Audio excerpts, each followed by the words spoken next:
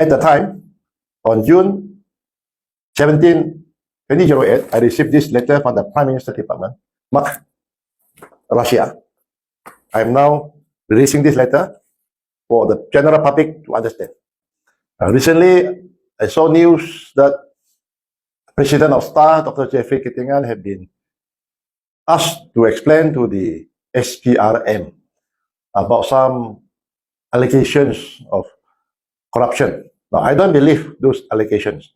And I want to urge our Sabahan political leaders, such as Dr. Jeffry, to be brave, to be not fearful, and to continue the fight for Sabah rights. As we all know, Dr. Jeffry has been for many, many years fighting for Sabah rights, even to the point of being detained without trial under the then Internal Security Act.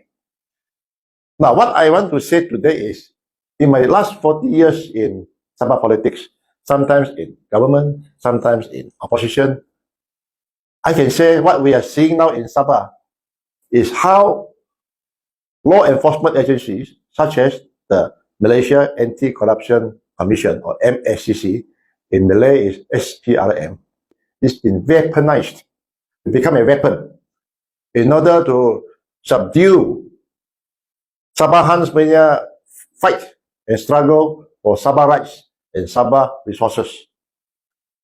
Now, it happened to me in June 2008. I just give a short chronology.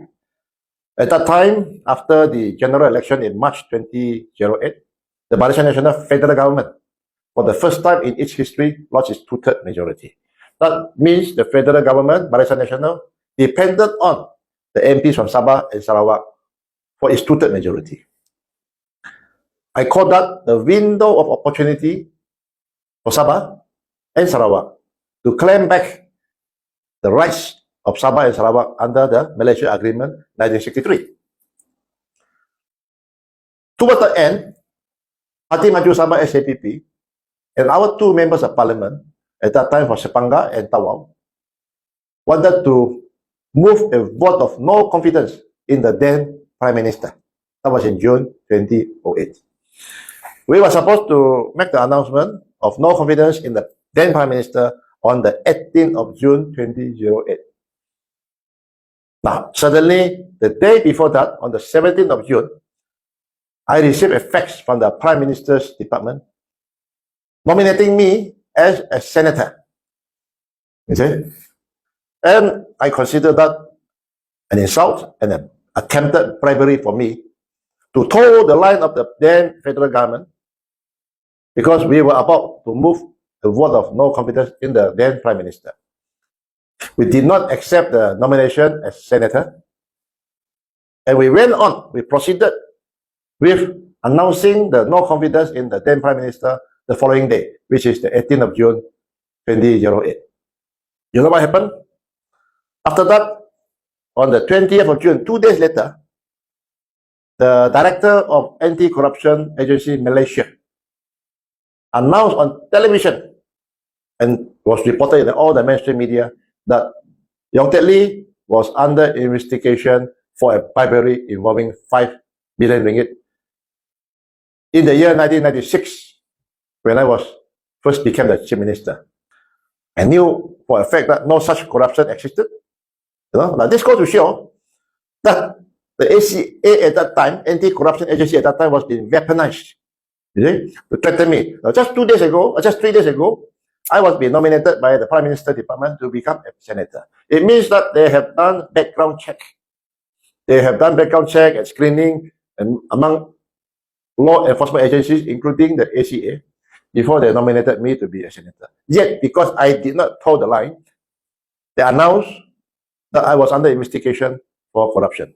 Nothing came out of that allegation.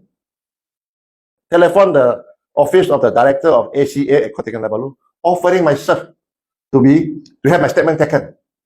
And the answer to me was, there was no such plan. I called the ACA office because I was about to go overseas to attend the graduation ceremony, university graduation ceremony of my son in the United Kingdom. I did not want to be stopped at the airport on the way out. But there was no such need for me to even go to have my statement taken at the ACA office. I later realized that the announcement by ACA to investigate me for corruption was because it was a tactic to scare, to make other MPs afraid to follow what SAPP had done to declare no confidence in the Prime Minister of the day.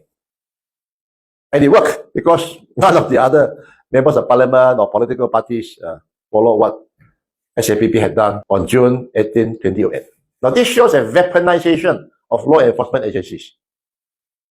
To put it simply, it means to toe the federal line means no actions will be taken against the leaders concerned. To refuse to toe the federal line could result in criminal prosecution against the leaders concerned. Now, this is how federal bullying works in the politics of federalism. Now, this is important because we want our leaders to be berani, we want our leaders to be bersih, and we want our leaders to be benar. Bersih, berani, benar. We are berani because we are bersih. And we are berani because we are benar. We are clean, we are truthful, therefore we are brave. Now, we need Sabahan leaders to be like this so that we can continue to fight for the interests of Sabah, or else if they have their career been threatened by possible criminal investigation, possible criminal charges, then they will surrender Sabah rights.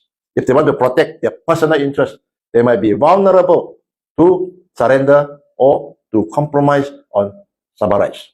Now, I remember a quote from the former President John F. Kennedy of the United States. Do not fear to negotiate, but do not negotiate out of fear. That's my message today, that Sabahans and our leaders must be brave, must be courageous, fear not. Once we are not afraid anymore, the fear factor does not work on us. So continue to fight for Sabah rights and Sabah interests.